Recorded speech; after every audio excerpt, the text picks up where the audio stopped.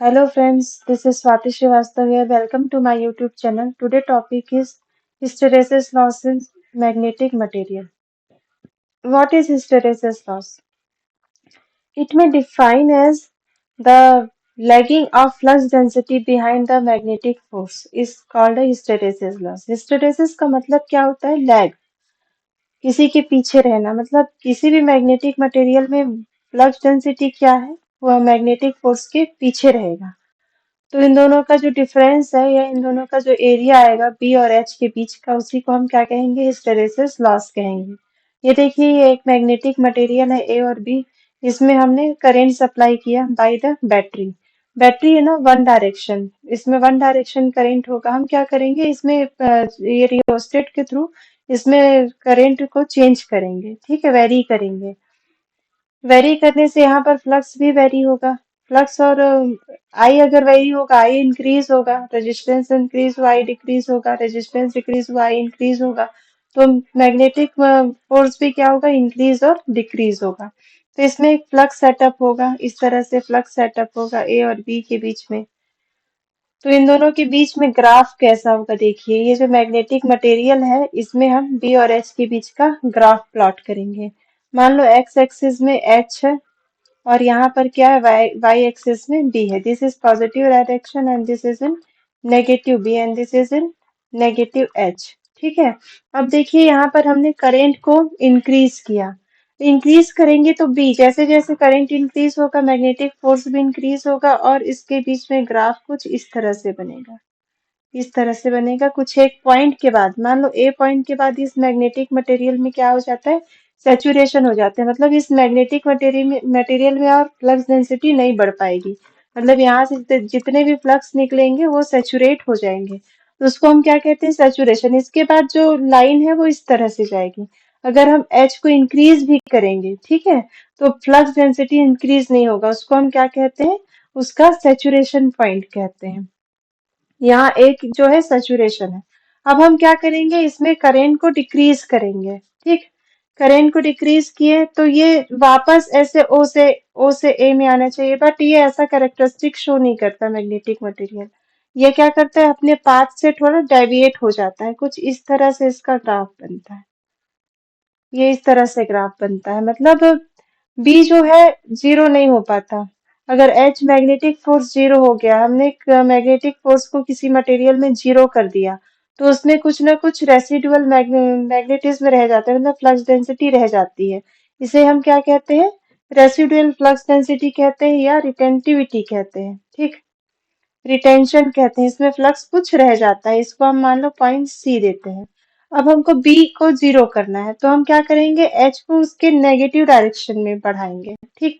H को हम negative direction में बनाएंगे तो फ्लक्स कुछ इस तरह से हो जाएगा। अब यहाँ पर जब एच यहाँ पर आता है एट द पॉइंट सी, तो हमारा फ्लक्स डेंसिटी क्या होता है? यहाँ पर जीरो होता है।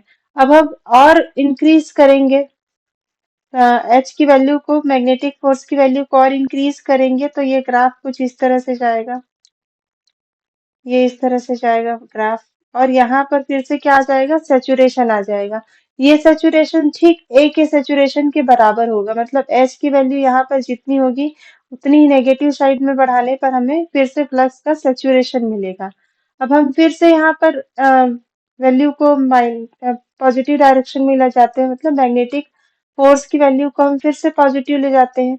मान लो ये ए सी डी ई है, ठीक है। हम इसको फिर से नेगेटिव डायरेक्शन में ले जाएंगे तो ये इस तरह का पाथ फॉलो करेगा। मतलब यहाँ पर फिर से एच जो है वो जीरो हो गया, बट डी की वैल्यू फिर से यहाँ पर कुछ रहेगी। मान लो ये पॉइंट एफ है, यहाँ पर फिर से कुछ रह गई। तो ये वाला जो पॉइंट है, ये यहाँ से यहाँ तक, इसको हम क्या कहते हैं? Corrosive force. क्या कहते हैं? कोरोजिव। इसको नाम लिख देंगे, कोरोजिव फोर्स कहेंगे। कोरोसिव फोर्स कहेंगे। और इसको हम क्या कहते हैं? रिटेंटिविटी या रेसिडुअल मैग्नेटिज्म कहते हैं। यहाँ पे भी नेगेटिव डायरेक्शन में क्या होगा? रेसिडुअल मैग्नेटिज्म होगा। इसे हम क्या कहेंगे? रेसिडुअल मैग्नेटिज्म कहेंगे। ये पॉजिटिव और नेगेटिव दोनों डायरेक्शन में होती है। नेगेटिव में यहाँ से यहाँ तक के, ओ से एफ तक के, और यहाँ यहाँ पॉजिटिव डायरेक्शन में ओ से सी तक के है। अब हम फिर से एच की वैल्यू को बढ़ाना इंक्रीज करते हैं। तो एच की वैल्यू फिर से यहाँ पर आएगी हमारी। एच की वैल्यू ये यहाँ पर आएगी, ठीक है। This is point F. और हम फिर से एच की वैल्यू को बढ़ाएंगे तो हमें ग्राफ कौन सा मिलेगा, इस तरह से मिलेगा। तो ये जो ए सी डी ई एफ और इसको जी नाम देते हैं, जी से ए के बीच का जो ये एरिया है, इसे हम क्या कहते हैं, हिस्टेरेसिस लूप कहते हैं। और इसके एरिया को हम क्या कहते हैं, हिस्टेरेसिस लॉस। मतलब ए सी डी ई जी, सॉरी एफ, एफ जी फिर से ए, ये जो एरिया है इसे हम क्या कहते हैं, लॉस एरिया। मतलब हिस्टेरेसिस लूप, अगर इसका area cross section area find कर ले, एरिया ऑफ कर्व फाइंड कर ले, एरिया ऑफ कर्व क्या कहलाएगा, हिस्टेरेसिस लॉस कहलाएगा, ठीक।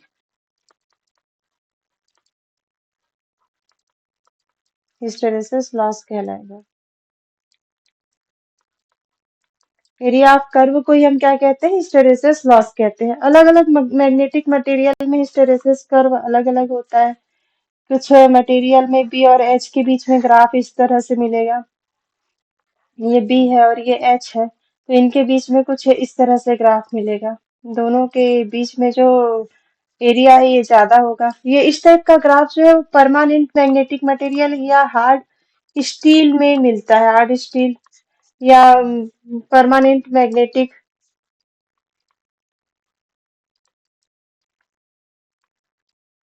परमानेंट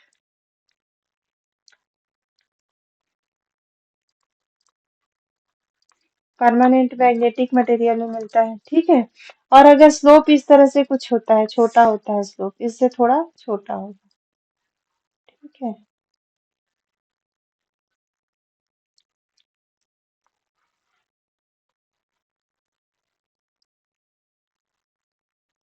ये छोटा ग्राफ मिलेगा, क्रॉस सेक्शन एरिया छोटा होगा इसमें।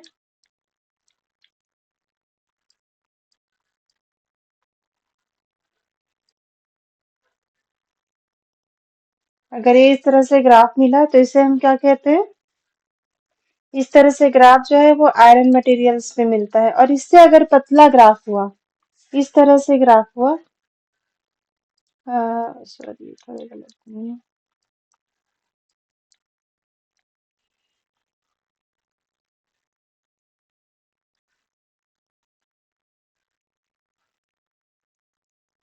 ये जो है वो शीट स्टील में बनता है।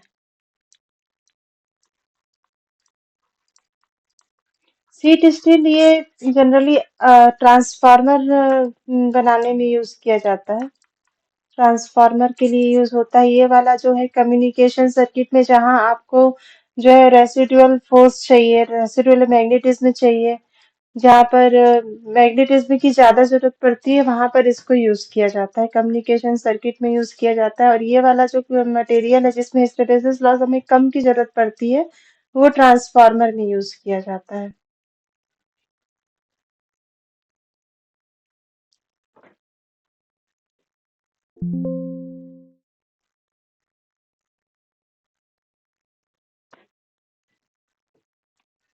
अब देखेंगे हिस्टैरिसीस लूप का एरिया। ये जो हमने हिस्टैरिसीस लूप ड्रॉ किया था, इसका एरिया क्या होगा, क्रॉस सेक्शन एरिया। अब देखिए ये हमारा हिस्टैरिसीस लूप था, कुछ इस टाइप का बना हुआ था हिस्टैरिसीस लूप। ए सी, ये बी और एच के बीच का ग्राफ था, ठीक है। डी ई एफ जी, ठीक। तो इसमें देखेंगे E इज इक्वल टू क्या होगा। E is equal to according to Faraday law, N is d pi by D t, N into d pi by D T.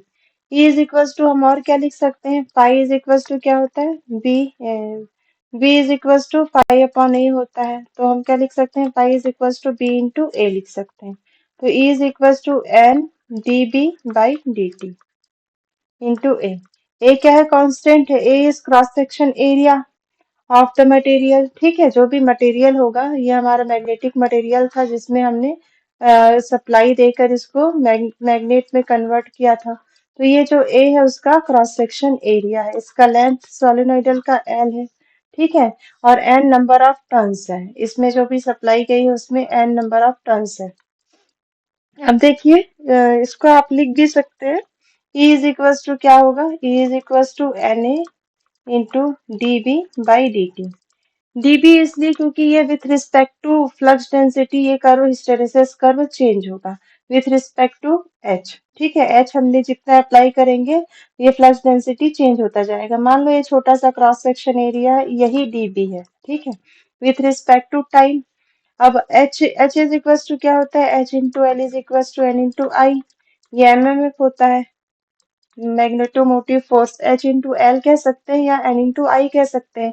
मतलब मैग्नेटिक फोर्स को total length से अगर हम इंटू करते हैं तो वही हमारा क्या होता है, एमएमएफ होता है। एन इंटू आई मतलब नंबर ऑफ टर्न्स को करेंट से इंटू करते हैं तो वो भी एमएमएफ होता है। तो हम इसको क्या लिख सकते हैं, H is equal to N into I, या आई इज इक्वल टू हम क्या लिख सकते हैं, एच एल अपॉन एन। ठीक, ये इक्वेशन नंबर दिस और ये इक्वेशन नंबर दिस, इसको वन नाम दे देते हैं, इसको टू नाम दे देते हैं। इससे हम निकालेंगे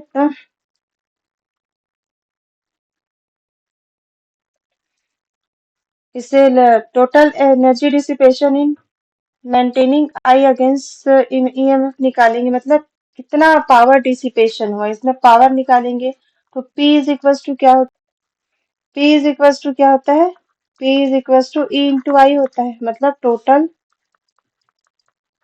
टोटल पावर डिसिपेशन या टोटल पावर एक्सपेंडिचर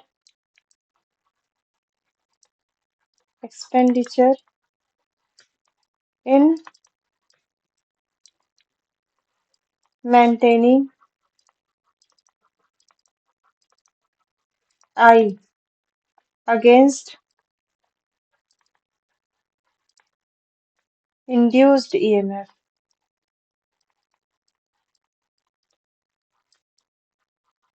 ठीक है, तो ये क्या होगा, पावर होगा।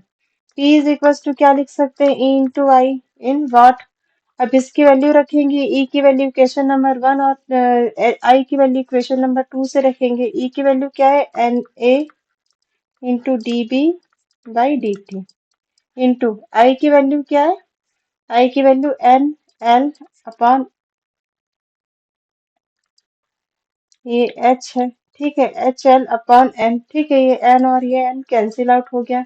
P इज इक्वल टू क्या होगा, A H L D B by D T. हम इस डी टी को इधर साइड करते हैं तो P into D T is equal to A L into H into D B. ठीक है, ये देखिए ए एल क्या है, ये वॉल्यूम ऑफ द मटेरियल है। ये क्या है, cross section area of the material. L is length of the solenoidal, मतलब ये एक क्या हो गया, वॉल्यूम ऑफ द मटेरियल। तो P इंटू टी, ये डी टी क्या है, कोई भी छोटे टाइम स्लॉट के लिए ये पावर है। ठीक है, किसी भी एक छोटे टाइम स्लॉट के लिए। तो P इंटू डी टी क्या होता है, वर्क डन। इसको हम क्या कह सकते हैं, work done.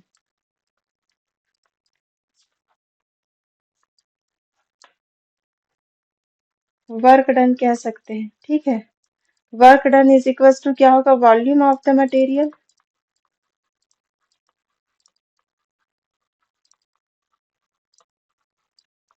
Into B into H into B. H into B is क्या है, area of the loop, hysteresis loop. तो इसको हम क्या कह सकते हैं, एरिया ऑफ कर्व। ठीक है, कर्व में जो एरिया है उसकी वैल्यू है। ये तो होगी वर्क डन किसी छोटे वॉल्यूम के लिए। पर साइकिल निकालेंगे, ये इंटू एरिया इंटू कर्व हो गया तो ये पर साइकिल हो गया, तो वर्क डन पर साइकिल, एक साइकिल के लिए वर्क डन हो गया। इसको अच्छे से लिख देती हूँ, वर्क डन